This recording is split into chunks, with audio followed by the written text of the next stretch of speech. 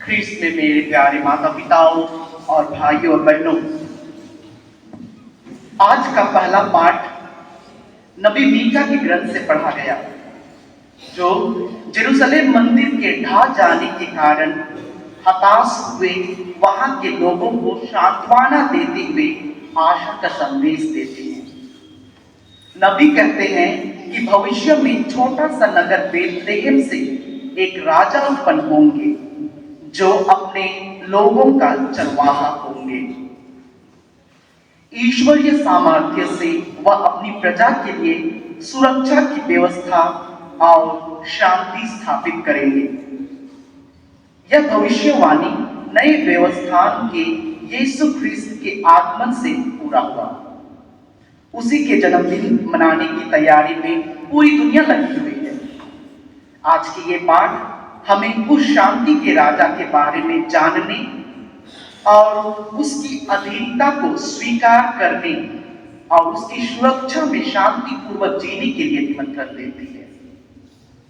आज के दूसरे पाठ इब्रानियों के नाम पत्र से पढ़ा गया। इसमें बताया गया है कि किस प्रकार का चढ़ावा ईश्वर को प्रिय है, किस प्रकार का चढ़ावा ईश्वर को पसंद है। यीशु ख्रीस्त क्यों इस दुनिया में आए और क्यों उस पर बलि चढ़ गए। पिता ईश्वर सृष्टि के प्रारंभ से ही मानव जाति को प्यार किया और करते आ रहे हैं। उनकी विधान का भंग करने के बावजूद ईश्वर उन्हें कभी नहीं त्यागा। जब हमारे आदि माता पिता ने पाप करके अनंत जीवन की कृपा को खो दी थी, तब से ही ईश्वर मानव जाति के सुरक्षा के लिए योजना बनाई। लंबी तैयारी के बाद अपने इकलौते बेटे को इस दुनिया में भेजा, जो उसकी आज्ञा और इच्छा पूरी करने के लिए स्वेच्छा से क्रूस पर बलि चढ़ गए। मानव के सभी पापों के लिए प्रायश्चित कर उन्हें पवित्र किया, उनके साथ एक नया विधान स्थापित किया, ताकि सभी लोग उनके पद चिन्हों पर चलकर और उनके शिक्षाओं का पालन कर अनंत शांति और मुक्ति पा सके। हम लोगों के जीवन में हमें बहुत बार डिसीजन निर्णय लेने पड़ते हैं। कभी कभी ये जो निर्णय और डिसीजन जो हम लेते हैं उसे बदलना भी पड़ता है, क्योंकि जीवन एक समान नहीं होता है। कभी कभी हम बड़े डिसीजंस लेते हैं, प्लानिंग करते हैं, बड़े बड़े कामों के लिए कुछ स्पेशल डिसीजन हम लोग लेते हैं। जैसे कि हो गया बच्चों को कौन से स्कूल में भेजें, उनकी स्कूलिंग के बाद कौन सा कॉलेज भेजें, कौन सा नौकरी करें, कब और किससे शादी करें, कहाँ घर बनाएं और कैसे जिंदगी बिताएं। ये सभी बहुत ही महत्वपूर्ण डिसीजंस हैं। परंतु हमें यह भी पता है कि जो डिसीजन हम सभी लेते हैं, जो निर्णय हम सभी लेते हैं, कई बार पूरा नहीं कर पाते हैं। कई बार हमें डिसीजन बदलना भी पड़ता है, क्योंकि जो बीते हुए कल है हम उसे हमेशा के लिए नहीं भूल पाते हैं, और जो आने वाला कल है उसके विषय में हम नहीं जानते हैं। ठीक उसी प्रकार मां मरियम ने भी अपने जीवन में बहुत सारे निर्णय लिए होंगे, बहुत सारी प्लानिंग की होगी, परंतु जैसे ही गाब्रियल दूत माता मरियम के पास आता है और संदेश देता है कि आप पवित्र आत्मा के द्वारा गर्भवती होंगी, पुत्र प्रसव करेंगी और उसका नाम यीशु रखेंगी, माता मरियम को अपना डिसीजन बदलना पड़ा। और हमें यह पता चलता है उनके प्रत्युत्तर के द्वारा, जो कहती है, देखिए मैं प्रभु की दासी हूं, आपका कथन मुझ में पूरा हो गया। ख्रीस्त ने मेरे प्यारे माता पिताओं और भाइयों और बहनों, प्रभु यीशु के इस दुनिया में आने का मां मरियम का बहुत ही बड़ा योगदान है।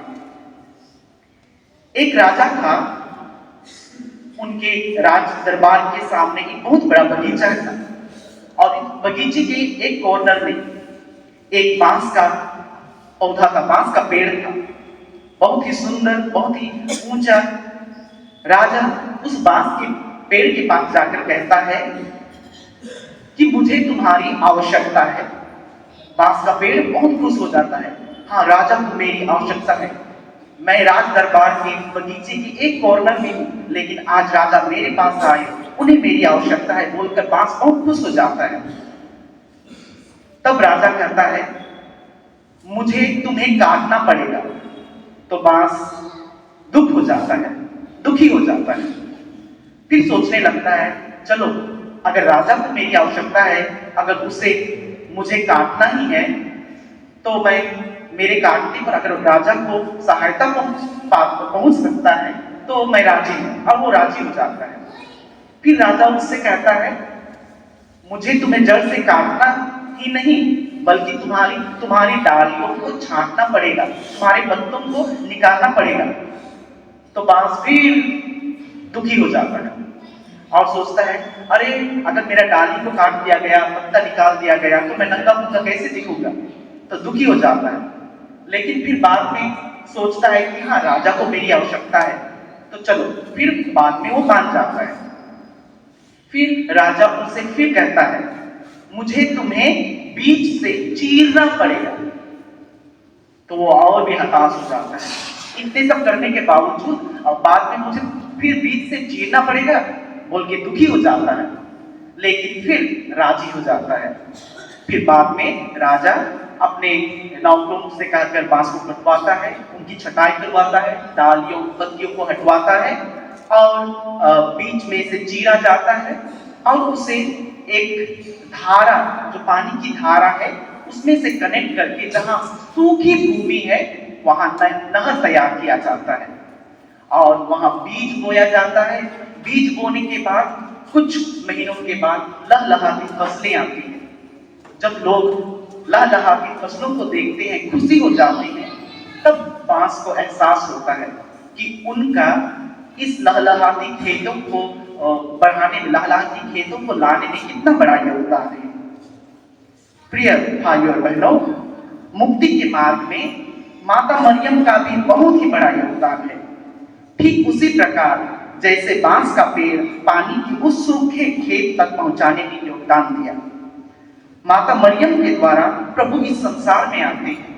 और यही कारण है कि हम माता मरियम का आदर करते हैं, माता मरियम का सत्कार करते हैं।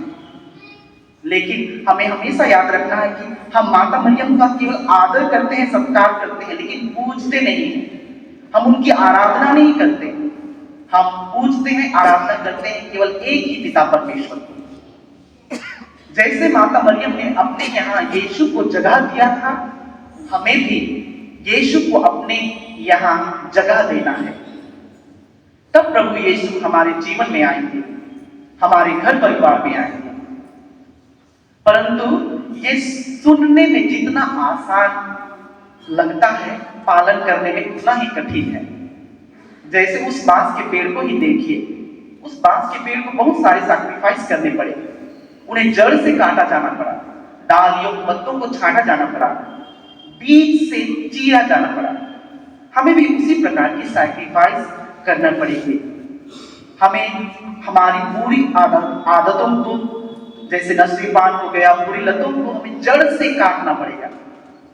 बुरी संगति को, पापमय जीवन को हमें छांटना पड़ेगा और चीरा जाना, मतलब हृदय को चीरने जैसे। हमें पता है जब हमारे परिवार में किसी के साथ, परिवार या घर परिवार में मनमुटाव हो जाता है, झगड़ा हो जाता है, क्षमा मांगना या क्षमा देना कितना कठिन हो जाता है। हम लोग हमेशा वेट करते हैं कि हाँ, वो दूसरा आए पहले और उसे क्षमा मांगे, मुझे सॉरी बोलो, लेकिन हम अपनी तरफ से एक स्टेप आगे नहीं लेते हैं। लेकिन आज हमें वही करने की चुनौती मिलती है। अगर हम सब ये सभी चीजें करते हैं तो निश्चय ही इस क्रिसमस में हम सही रूप में बालक यीशु को अपने परिवार में और अपने दिल में जगह दे पाएंगे। इस क्रिसमस में और सभी क्रिसमस में हम लोग सभी कोई अपने घरों में गौशाला बनाते हैं। हम चरनी में प्रभु बालक यीशु का हम लिटाते हैं और हम चरनी में पुआल लगाते हैं। ये पुआल क्यों लगाया जाता है? ताकि बालक यीशु को ठंडा ना लगे। लेकिन जब हम आज बात कर रहे हैं कि प्रभु यीशु को हम अपने दिल में जगह देंगे, मन में जगह देंगे, प्रभु यीशु केवल बाहरी नहीं लेकिन दिल में भी जन्म लेंगे, मन में भी जन्म लेंगे। लेकिन सोचिए, जब हमारे दिल पापों से भरा है, हमारे मन कूट भाव से भरे हैं, तो हम भी प्रभु यीशु को, बालक यीशु को गर्माहट नहीं दे पाएंगे, उन्हें ठंडा लगेगा। इसलिए आइए हम पाप स्वीकार संस्कार के द्वारा, जहां भी आपको मौका मिला किसी को सहायता करने के लिए, फिर एक स्टेप आप लीजिए किसी को सॉरी बोलने के लिए, क्षमा मांगने के लिए। और ये सब छोटी छोटी चीजों को जब हम करते हैं तो निश्चय ही जब प्रभु यीशु हमारे हृदय में, हमारे मन में जन्म लेंगे तो उन्हें गर्माहट महसूस होगी।